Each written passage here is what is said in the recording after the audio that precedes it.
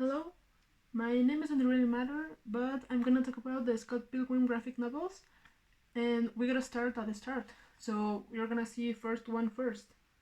Here we have the guy Scott Pilgrim, and this is like the first enemy he's gonna encounter. But we're getting ahead of ourselves because first we have to know about Scott Pilgrim. He is like this guy who is 20 something. He's in a band, he lives with a roommate. The roommate pays for everything. I mean, Scott doesn't work, Scott doesn't do anything like good for society. He's only around there, goes to band practice, goes to the apartment. He's living a pretty simple life. But right now, Scott's friends are mocking him because he's dating a high school girl. And I mean, he's like 20 something, and he met her on the bus, and now they are like dating. But they're like in high school, like they only hold hands, they only kiss once, stuff like that.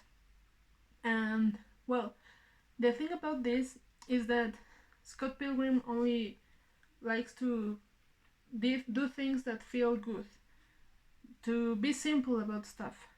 Because, well, when Scott's sister finds out about him dating a high school girl, he immediately asks him about his ex girlfriend that dumped him a year ago and left him like completely heartbroken, like destroyed. She took his heart out and destroyed it.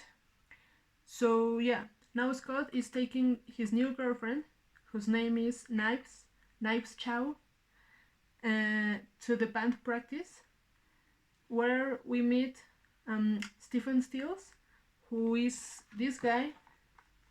He's the lead singer of the band, and this girl right here is the bassist. So yeah, Scott plays the bass. They are practicing and wherever, everything is fine.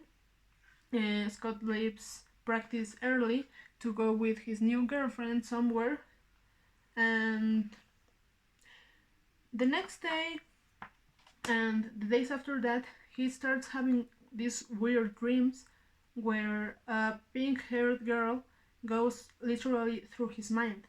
Like, she just skates around there, she just strolls through it. And all this is happening as Knives is getting more and more in love with him, but he's just like distracted all the time. One day they go to the library and Scott sees the girl from his dreams, literally there. And she's like delivering a package to the guy in the reception. So he just sees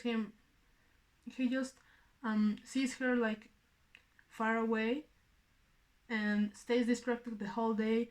When they are in the practice, he only plays a note and it's like this, like with a face of being dumb. I don't know.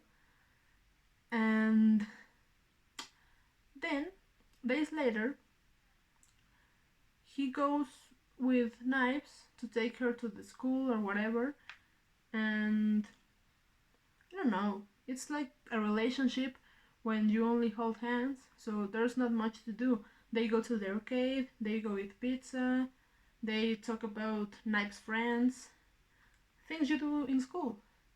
And days later, he goes with his friends his age, yeah, with his band, to a party, yeah, to this really big party that a friend of them is making, and there he asks this guy if he knows the girl with pink hair. He just like, hey, man, do you know a girl with her hair like this? He literally makes this expression. And the guy is like, oh yeah, that's Ramona Flowers. That girl is new in town. She comes from New York. She's working as a delivery person for Amazon Canada. Oh yeah, this is also in Canada, whatever. It's snowing. And Scott goes around the party looking for Ramona Flowers. And when he gets where she is like just standing in a wall, watching the party with the red cup in her hand, and Scott comes around, makes a dumb joke, and then the situation gets awkward, and he leaves. Like a coward, he just leaves. And then continues stalking Ramona throughout the party. I don't know. But the next day, Scott has this brilliant idea. While he is checking his mail, he has this brilliant idea to order some DVDs or whatever from Amazon so he can see the girl again. I guess that was his plan. But it worked. It did work because the delivery girl was Ramona, and he saw her coming to his front door in his dreams. He was sleeping. It was like weekend. He was just sleeping, slacking off, and when he woke up, he just ran through the door. He opened it in the moment Ramona was ringing the bell, and she was like really confused, like, "Man, are you okay?" And he's like, "Yeah, I saw you in my dreams, and I wanna hang out with you. Let's have a date." The girl is confused, but in the end, after an awkward conversation, they do have a date that night, and they talk about a little bit about the past, a little bit about the present, and they also end up going to Ramona's house because it started snowing. So she just takes Scott by the hand and opens a door that came out of nowhere. Like it literally just appeared on the snow. It's a door with a star, and she takes him to her place. It was like a hookup, a one night stand, but they end up not having sex. They just sleep together, like cuddling each other. I don't know why. But in the morning, Scott is like really in love, actually, really in love already. And he invites Ramona to come over to the concert his band is having that night. The thing is that Knives Chow, the Scott's high school girlfriend, is also coming to the concert that night. But yeah, the night comes and they start hanging out in the bar where the concert is gonna be, and everything is fine. Ramona shows up, Knives shows up with a friend. But the thing here is that neither Ramona knows about Chow, neither Chow knows about Ramona. So it's like kind of an awkward situation, but before they start talking about the actual relationship Knives has with Scott, they start playing. But here comes bad news. Bad news is this guy. This guy is called Matthew Patel. He's the first of Ramona's ex-boyfriends. He's actually an evil ex-boyfriend because he just, according to Ramona's story, he was like this short, shy guy when they were in middle school, and they kissed once. They kicked every jock's ass in the school. I don't know why. But she ended up dumping him a week later, so Matthew is still upset about it. But yeah, Matthew Patel came here to fight Scott Pilgrim for Ramona Flowers' love. That's romantic, isn't it?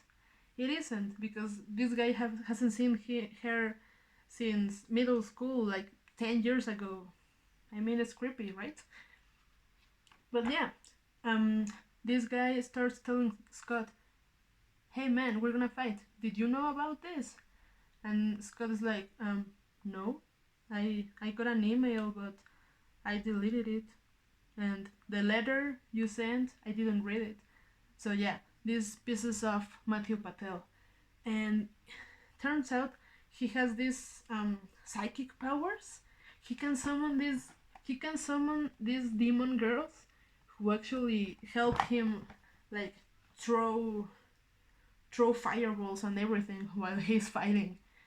They also sing and rhyme, and then Scott and his friend have this choreography in the scenery, and Scott Pilgrim ends up beating Matthew Patel. He beats him. He beats his ass. He kicks his ass completely. And when one of Ramona's ex-boyfriends is defeated, he leaves coins. Like, just a bunch of coins. I don't know why. They never say it. But yeah. Then after that, after Scott kicks Matthew's ass, and obviously he takes the money, he's like, oh, come on, this isn't even enough for the boss. And then Ramona is like, oh man, I'm gonna have to give you the money to get out of here. They ride the bus, and when they are on their way to, I don't know, each of their houses, Scott is like, so you have evil ex-boyfriends? And Ramona is like, yeah, sorry about that. I think we are dating now. And Scott is like really happy, they kiss, but that's all. That's all for that day. I mean, Knives and everyone is passed out in the concert, because when Matthew came through the ceiling, before that, the band before Scott's band puts everyone to sleep, because they were so good. They had a song that puts everyone to sleep. So yeah, volume 1 ends up with Scott and Ramona kissing and saying, yeah, so now we are having a relationship, you beat this guy's ass, but the rest of them are gonna come for you. And Scott is like, yeah, bring them on, I don't care, I like you a lot.